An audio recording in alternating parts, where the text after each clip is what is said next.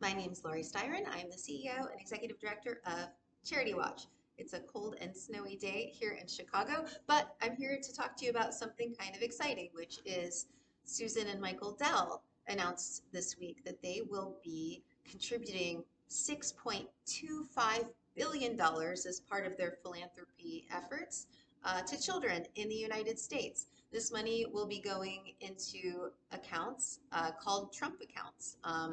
And it'll be $250 per child. Now, I can't really talk about the Dell's donation without telling you, well, what are Trump accounts? Trump accounts were not created by the Dells, they were created by the federal government as part of the recent tax and spending package. Basically, children born between January 1st, 2025 and December 31st, 2028 are eligible to receive, subject to certain conditions, $1,000 into what the government is calling Trump accounts. This money cannot be withdrawn from the account until the child turns 18. However, families can put more money into the accounts. Parents can put up to $2,500 per year into the accounts. And the cap on the total amount that others could put in, other family members, friends, the cap on that is $5,000 total per year. There's also the ability for charities or governments to add more money into those accounts, and that doesn't count towards that $5,000 ceiling. So the sky's the limit in that sense. So the purpose of these accounts is the money in the accounts will be invested into pretty safe index funds. And the idea is that they will earn compounding interest, right? $1,000 today, it earns interest, and then the money plus that interest, the principal plus that interest, will then earn interest the next year. So interest on interest on interest, right? That's how you want to do it. The money will grow over time. The purpose of the Dell's $6.2 billion donation, $6.25 billion donation, is that they want to provide some funds to those kids who are not eligible for Trump accounts through the government. So the Dell's donation targets roughly 25 million children who are under the age of 10 who fall outside of the government's eligibility window. Each child will receive $250 in seed funding placed in an investment account. Only kids who live within zip codes where the median income is $150,000 or less are eligible. And the other requirement is that the children who are eligible for the Dell money, they can't have also received the $1,000 from the government. So the Dell's donation is intended to supplement for the kids who aren't eligible for the government program. It's not going to be money in addition to the government program.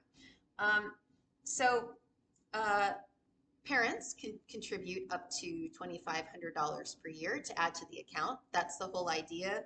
The idea of these accounts is not just the money from the government or the Dells. They're intended to encourage parents and family and others to put more money in there so that when a child turns 18, that's the age when they're allowed to make withdrawals for certain things like entrepreneurship, their first house, education, things like that. There's some limitations on what the money can be spent on. People aren't going to need to know this for a long time, but when the child is old enough to make withdrawals, that money is taxable upon withdrawal. So this isn't completely tax-free money here. So, they kind of work similarly to retirement accounts in that sense, right? You pay the taxes when you pull the money out on most forms of retirement accounts. So, is this program good? Is it bad? Where does it fall short? Well, it does raise some equity concerns in terms of obviously parents who are able to meet their basic expenses and have money left over, they're going to be much better positioned to add to these accounts and have interest compound on them. And so that when their child turns 18, it could be worth a lot of money. Whereas, parents who are scraping by and don't have money left over at the end of the month, they're not going to be able to contribute. So there is a concern that this could actually widen the wealth gap rather than plug the wealth gap to some extent. The other issue is really a more philosophical and socioeconomic question, which is to what extent can philanthropy, supplement, fill in the gaps for what the government doesn't provide, right? this is a really great program. It encourages saving. That's all good stuff. And it is money that these children would not have had. It's going to potentially, for those children who are responsible and they're ready to, put that money to good use in their life when they're of age to take withdrawals. This could really help get them, you know, a step ahead, right? Where, like in a much better way, set them up for success in a way that they wouldn't have had otherwise, if these didn't exist, and that's great. But, how much help is this money really going to be, um, if inflation is out of control, right? If people can't afford basic necessities like housing, education, transportation, food, right? Access to affordable health care, daycare, right? Um, you know, to what extent can philanthropy come in and make an impact on these other things, right?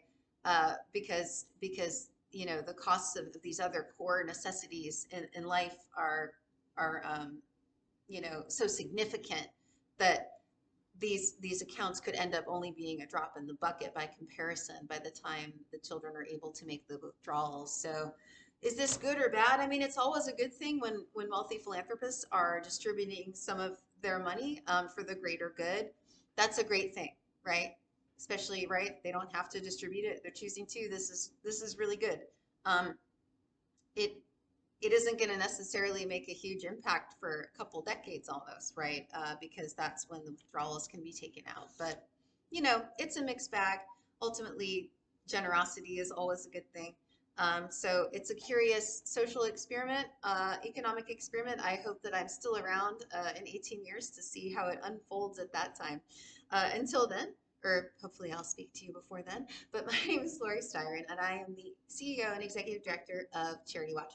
Come to our website. We have an article on this topic of the Trump accounts and the Dell's donation into those accounts if you want more information. Thanks, everyone.